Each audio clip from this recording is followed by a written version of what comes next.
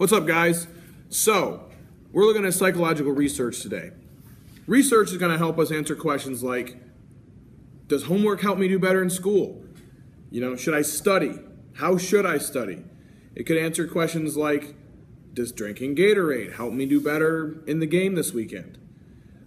Should I drink 20 cups of coffee so that I can stay up late and cram for this test? Is that going to help my brain function better? That's why we need psychological research.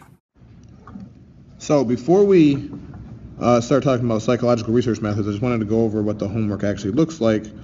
So as you can see, you're going to have to answer why we do research. You're going to have to fill out this chart showing parts of the scientific method. Just give a brief summary of what each part is, and then complete the following chart that shows the different forms of psychological research, such as case study, naturalistic observation, and survey. And you're going to describe those methods, tell me some strengths, tell me some weaknesses, and then give me an actual example. So why do we need psychological research? Why can't we use our common sense? So if there's a week-old pizza in the fridge and you go to eat it and I say, well, you might eat that, you might get sick. That's kind of common sense. So the next day say you get sick, okay, that proves it, the pizza made you sick. Well, not necessarily. That's not always the case. Let's say you ate the pizza, you didn't get sick. Then what? Maybe you had a virus from somebody. Maybe you had a migraine and that's what brought on your sickness. Who knows? So that's why we need to research so we can really identify scientifically what is causing something and what we can do about it. So in order to research something in psychology, we have to use a scientific method. So we'll start off by creating a question. And the question essentially just is answering a problem we have. So perhaps the question is, how does coffee influence our ability to perform on a test?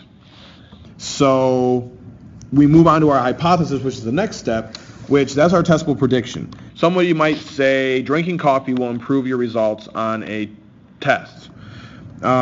To make that a little bit better, you could be specific as to how much coffee, so 2 cups of coffee, 30 cups of coffee, how much coffee, and then what we mean by improvement on a test. So what's the test and what's improvement? Is it a letter grade? Is it 1 percentage point? What? So let's be more specific with our hypothesis when we create that. The next step is that we'll actually test it, and that test should be done using a replicable experiment. Other people should be able to look at your directions and follow your experiment. Otherwise, nobody knows if it's reliable or not.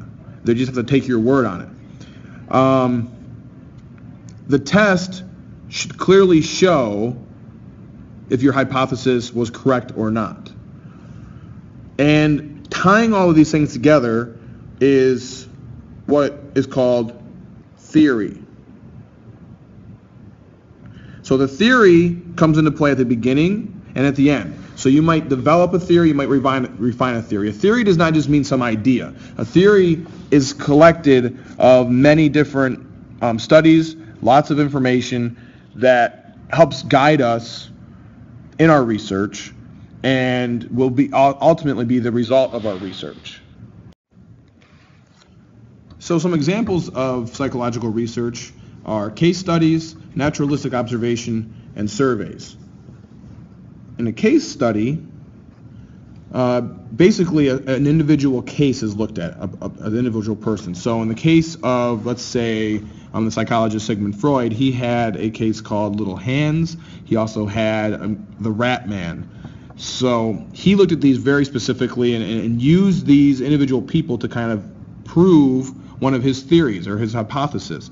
So he was using that to exemplify that. Some strengths of case studies is that they provide very detailed information. They provide insight for further research, and they really let you investigate abnormal situations or situations that would be unethical because they're just happening naturally. Maybe it's examining that certain case. But a limitation of a case study is that you can't really apply it to everybody. Just because one person, smells coffee and they start to cry, doesn't mean that coffee makes people cry. Maybe that person has a memory associated with coffee. Maybe they always drank coffee with their significant other, and that was a memory that was really close to them, and then their significant other died tragically. So maybe it just makes them think of that, so that's why they cry. It's really difficult to replicate a case study, and it's really time-consuming to create a case study because you're spending so much time with that one person. Next on the list, naturalistic observation. This essentially is spying on people. You're just watching people in their natural environment do what it is that they do, and you're looking for behavior. Jean Piaget actually did this when he was studying his idea on human development. Strength to this is that you see people in their natural environment. There's no influence from you as the researcher. They're just doing what they do, so you know that there's very little tainting going on of the subject. Some weaknesses, though, however, is that you could sit there and observe them and maybe never see the behavior you're looking to observe. And you have the same strength as a weakness. You don't have control over what the subject is doing. Finally, we have surveys. Surveys are essentially, imagine a Google form, or imagine if you're at the mall and someone comes up and says, can you answer a couple questions for me really quick? These are nice because they're very easy to do. You can ask people questions about how they're feeling. You can ask them about what they think, their attitudes and beliefs about certain things. Weaknesses, however, are that you're trusting that person to tell you the truth. They could be lying. They could be messing with you. They could not be sure themselves and just telling you what they think you want to hear. So they're not super reliable.